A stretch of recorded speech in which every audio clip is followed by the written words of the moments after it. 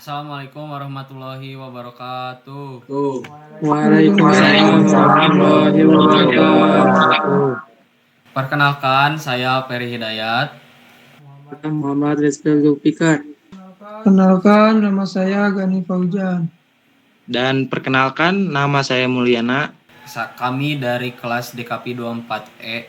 Untuk kesempatan kali ini kami akan mengulas tentang materi konstitusi. Nah, untuk kepada saudara Mulyana dipersilahkan untuk menjelaskan apa itu konstitusi. Baik, di sini saya akan menjelaskan mengenai pengertian dan fungsi konstitusi. Fungsi konstitusi adalah sebagai hukum dasar tertinggi dalam suatu negara yang menjadi pedoman dalam menjalankan pemerintahnya. Di dalamnya terdapat aturan-aturan pokok tentang bentuk dan struktur negara, tugas dan wewenang lembaga negara, dan hak kewajiban sebagai negara. Untuk fungsi dari konstitusi itu tersendiri, yang pertama sebagai dasar hukum tertinggi, yang dimana semua peraturan perundang-undangan di Indonesia harus sesuai dengan Undang-Undang 1945. Dan poin kedua, mengatur kekuasaan negara. Dan juga konstitusi menentukan siapa yang memiliki kekuasaan dan bagaimana kekuasaan itu dijalankan. Misalnya seperti DPR, Presiden, dan lembaga yudikatif. Dan poin ketiga, menjamin hak dan kebebasan warga negara. Konstitusi juga melindungi hak-hak dasar seperti hak hidup, hak atas pendidikan, dan kebebasan beragama. Mungkin itu saja yang dapat saya jelaskan mengenai pengertian dan fungsi konstitusi. Untuk selanjutnya, ada hierarki konstitusi di Indonesia yang akan dijelaskan oleh Bang Iki. Waktu dan tempat saya persilakan. Oke, terima kasih. Saya akan menjelaskan hierarki konstitusi di Indonesia. Poinnya ini ada dua. Pengertian hierarki konstitusi.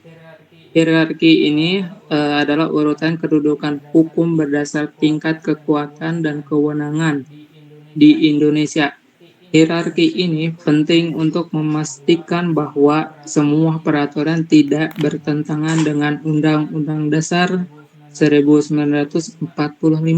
Poin yang kedua, urutan hierarki peraturan di Indonesia ini itu sesuai dengan Undang-Undang Nomor 12 Tahun 2011 dan juga diubah dengan Undang-Undang Nomor 13 Tahun 2022. Dan ini ada poinnya, ada 6. Undang-Undang 1945 ini hukum dasar tertinggi, menjadi sumber dari semua peraturan.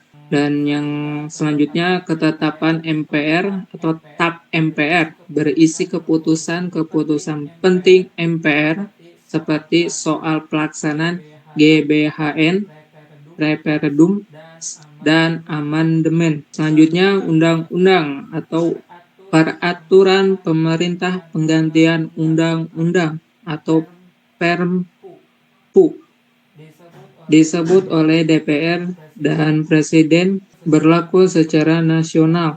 Selanjutnya, peraturan pemerintah atau PP menjabarkan lebih lanjut undang-undang. Selanjutnya, peraturan Presiden atau Perpres, aturan teknik pelaksanaan undang-undang dari Presiden. Selanjutnya, peraturan daerah atau Perda berlaku di provinsi, kabupaten, atau kota sesuai dengan kewenangan masing-masing.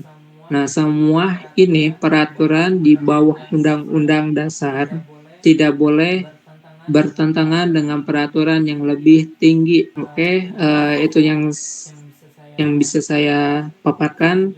Selanjutnya akan dilanjutkan oleh Saudara Gani. Dipersilakan Saudara Gani. Baik, terima kasih atas kesempatannya. Sini saya akan menjelaskan tentang isi pokok Undang-Undang Dasar 1945. Ini terdiri dari 3 poin.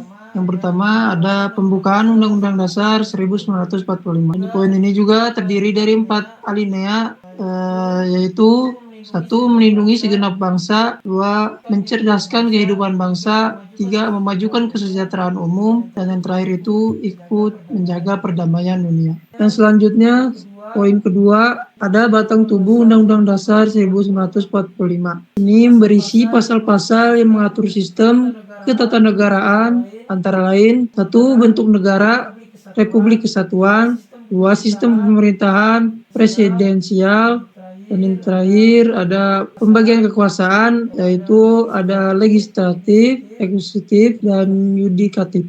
Hak asasi dan kewajiban warga negara seperti hak atas pendidikan, pekerjaan, dan berpendapat. Setelah amandemen tahun 1999 sampai 2002, Undang-Undang Dasar 1945 mengalami banyak perubahan untuk memperkuat demokrasi. Yang poin yang terakhir ada penjelasan Undang-Undang Dasar 1945. Dulu penjelasan merupakan bagian resmi, namun setelah amandemen penjelasan tidak lagi menjadi bagian utama karena sudah dimasukkan langsung ke pasal-pasal. Baiklah, sekian dari saya. Untuk selanjutnya akan disampaikan oleh Saudara Ferry. Terima kasih atas kesempatannya. Untuk poin yang keempat, yakni konstitusi dan penegakan hukum. Peran konstitusi dalam hukum. Konstitusi menjadi landasan utama dalam membuat dan menegakkan hukum. Semua hukum harus mengacu pada Undang-Undang Dasar 1945. Jika tidak sesuai, bisa dibatalkan melalui mekanisme pengujian konstitusional. Untuk poin yang kedua, lembaga penjaga konstitusi. Di antaranya yang pertama, Mahkamah Konstitusi berwenang untuk menguji Undang-Undang Dasar menguji undang-undang terhadap Undang-Undang 1945, memutuskan sengketa hasil pemilu, memutuskan pembubaran partai politik yang bertentangan dengan konstitusi, memberikan pendapat soal pemakzulan presiden. Untuk yang kedua, Mahkamah Agung. Untuk wewenangnya mengawasi pelaksanaan hukum secara umum, mengadili pelanggaran hukum yang terdata dan pidana. Untuk yang ketiga ada Komisi Yudisial, mengawasi perilaku dan etika hakim. Untuk selanjutnya, peran warga negara dan dalam penegakan konstitusi. Di antaranya ada patuh terhadap hukum, yang kedua menggunakan hak pilih dan kebebasan berpendapat secara bijak, mengawasi kebijakan pemerintah, dan yang terakhir melaporkan pelanggaran hukum melalui jalur yang benar. Mungkin dari kami dicukupkan sekian atas ulasan tentang materi konstitusi. Kurang dan lebihnya mohon dimaafkan. Assalamualaikum warahmatullahi wabarakatuh.